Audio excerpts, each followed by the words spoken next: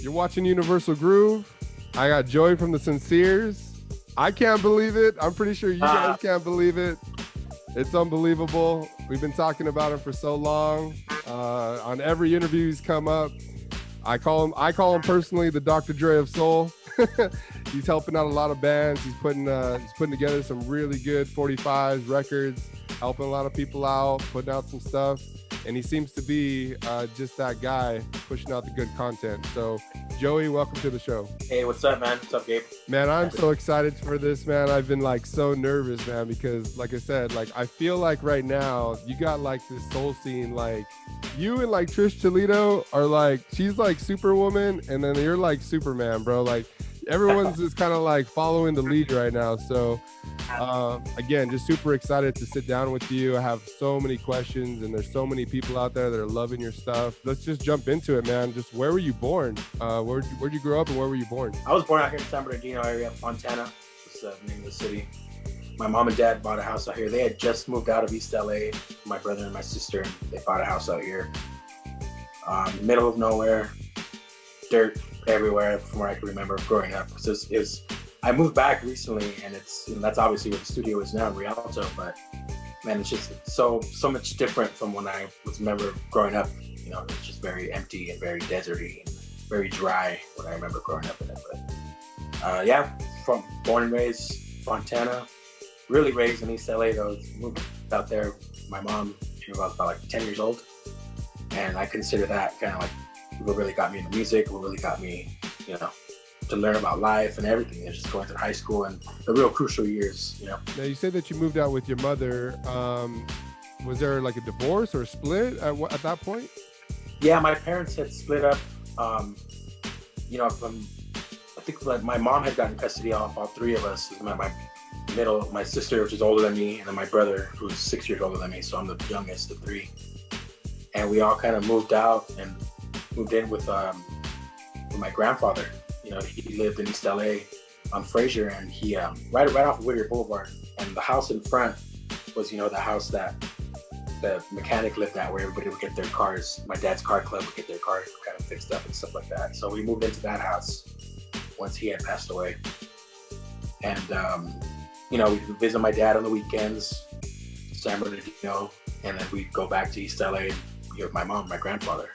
You know, that's what kind of got me into music, because hearing music, backyard gigs in East LA, like right down the street, and like, what the hell's going on? These rock and roll bands going over here, you know?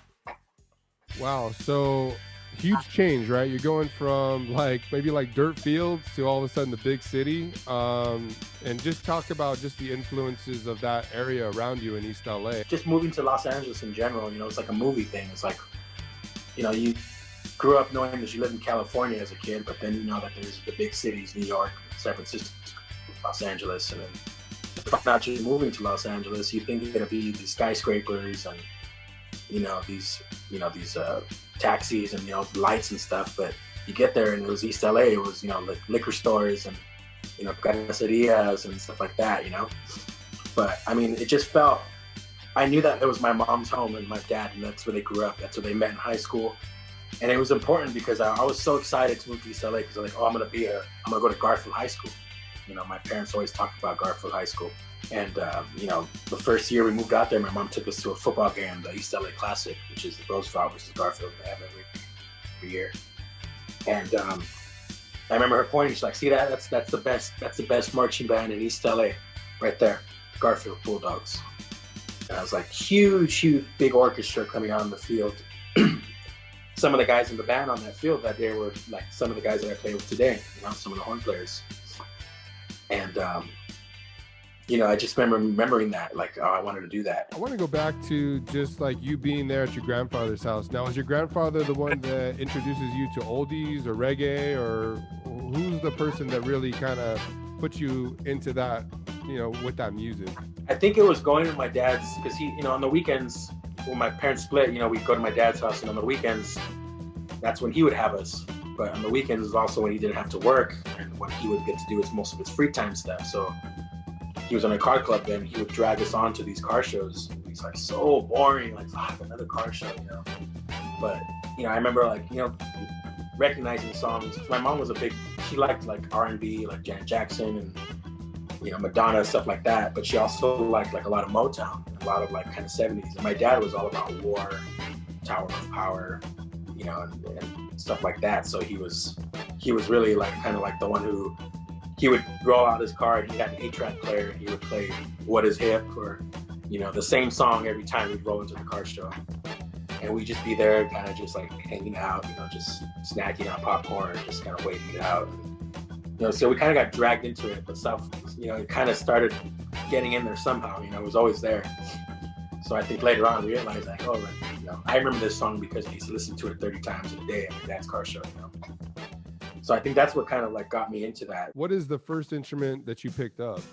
First instrument I picked up was the drums. I wanted a drum set, you know, and I was maybe like in first grade, and my dad took me to buy the sticks. You know, we're looking at drum sets, and I got to the class in my school, and they like gave us these little drum pads, and I was so pissed off because I wanted to play a drum set. You know, like, man, this is whack. This is lame.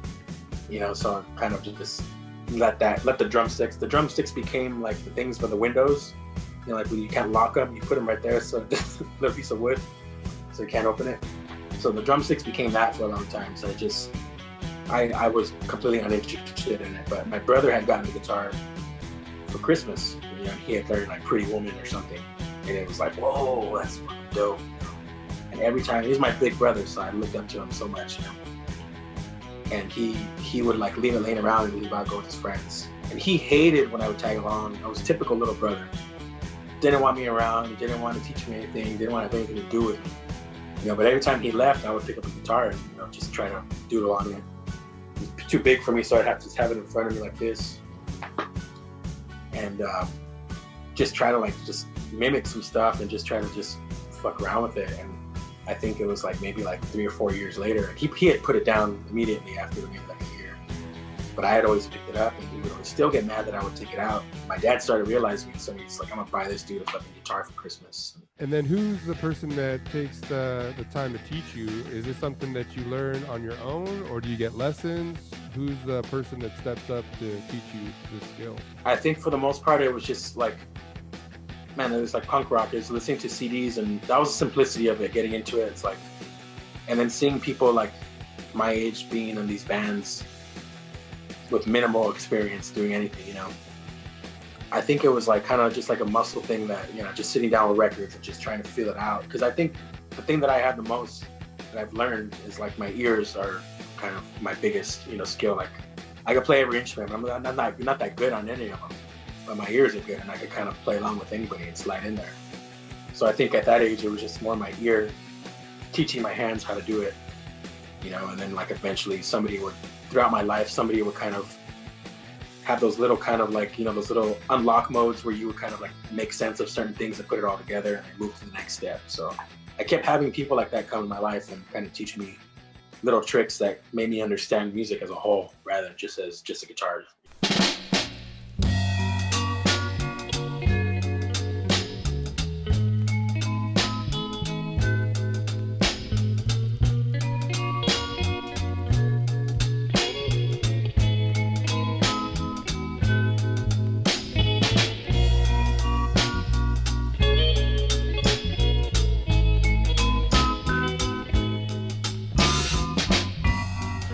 Well, I've been seeing you around, maybe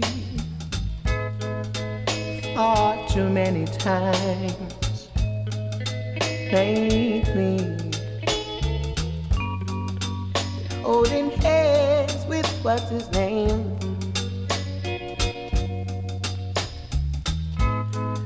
You know I never really cared for what's his name.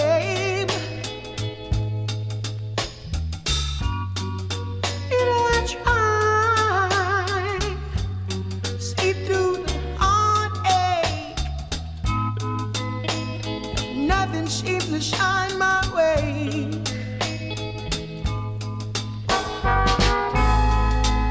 Should never try to tell me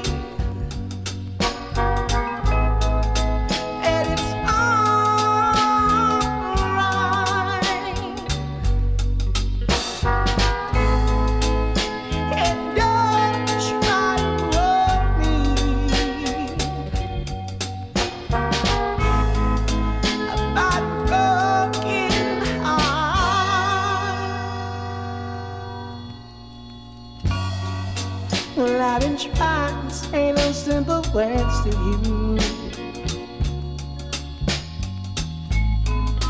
Oh, those very simple little words to you. Goodbye, baby. Goodbye. This time for good. But I can't seem to find a way to telling you.